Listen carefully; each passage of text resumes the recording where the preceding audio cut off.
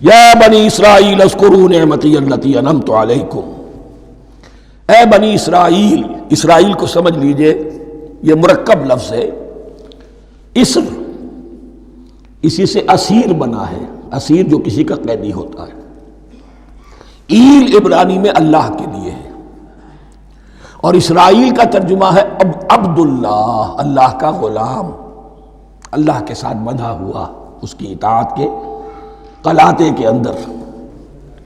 تو یہ اسرائیل یہ لقب ہے حضرت یعقوب علیہ السلام کا۔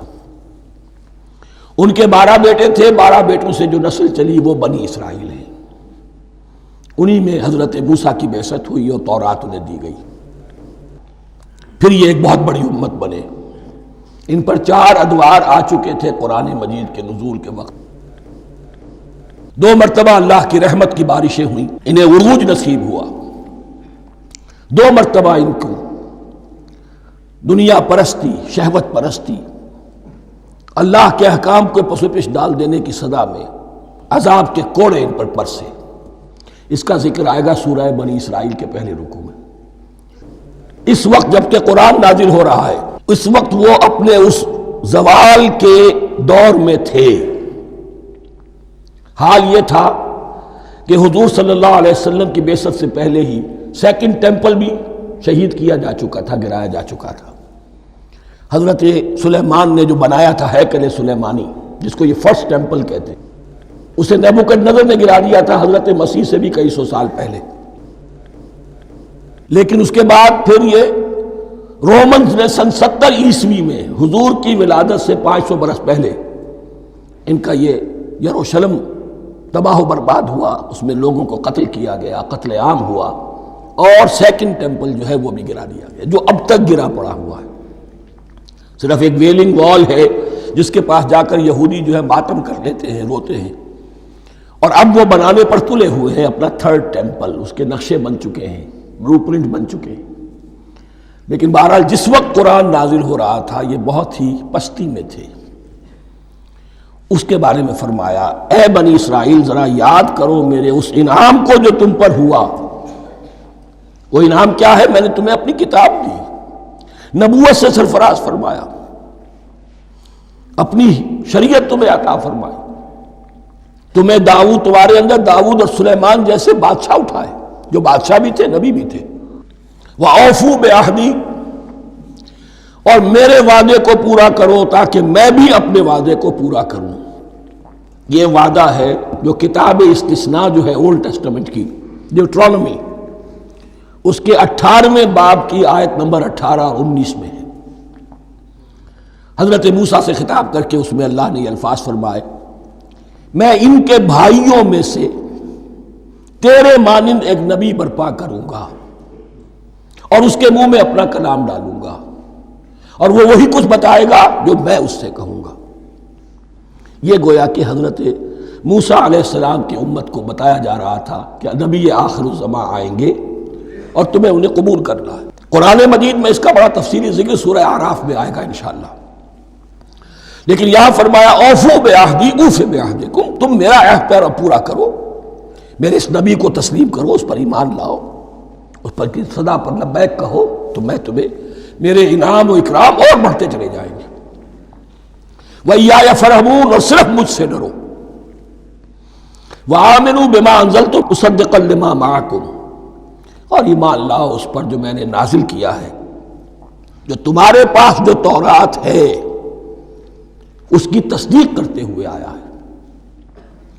اس کے 2 معنی ہے، ایک تو قرآن تصدیق کرتا ہے تورات کی اور انجیل کی، فیہا ھدی ونور، فیہ ھدی ونور، اور دوسرے یہ کہ قرآن اور محمد صلی اللہ علیہ وسلم ان پیشین گوئیوں کے مصداق بن کر آئے ہیں جو تورات میں تھی، ورنہ وہ پیشین گوئیاں جھوٹی ثابت ہوتی۔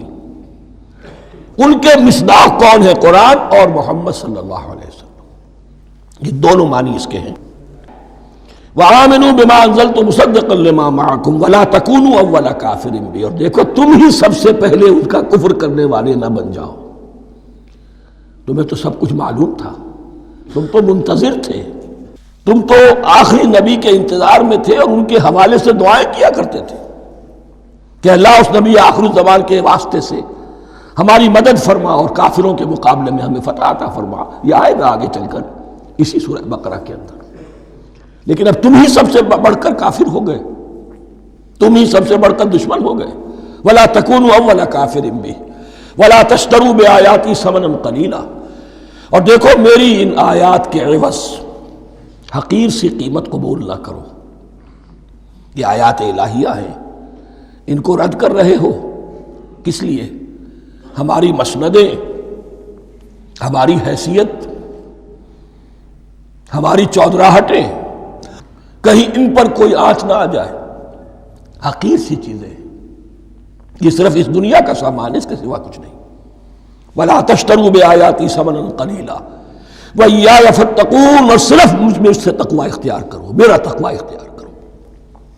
وَلَا تَلْبِسُوا الْحَقَّ بِالْبَاطِلِ وَتَكْتُمُوا الْحَقَّ وَأَنْتُمْ تَعْلَمُونَ، اور نہ گڈمڈ کرو حق کے ساتھ باطل کو، اور مت چھپاؤ حق کو ذرا حالے کہ تم جانتے ہو.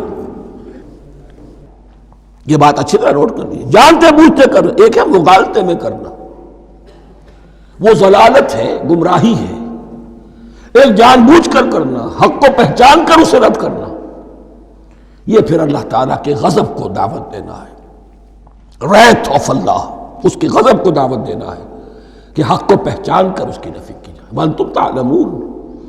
علماء یہود قرآن مجید میں آگے چل کر آئے گا ایسے پہچانتے تھے محمد کو اور قرآن کو جیسے اپنے بیٹوں کو، یعرفونہ کما یعرفون ابناہم، ایسے پہچانتے جیسے اپنے بیٹوں. وَأَقِیمُوا الصَّلَاةَ وَآتُوا الزَّکَاةَ، دیکھو نماز قائم کرو، زکوٰۃ ادا کرو.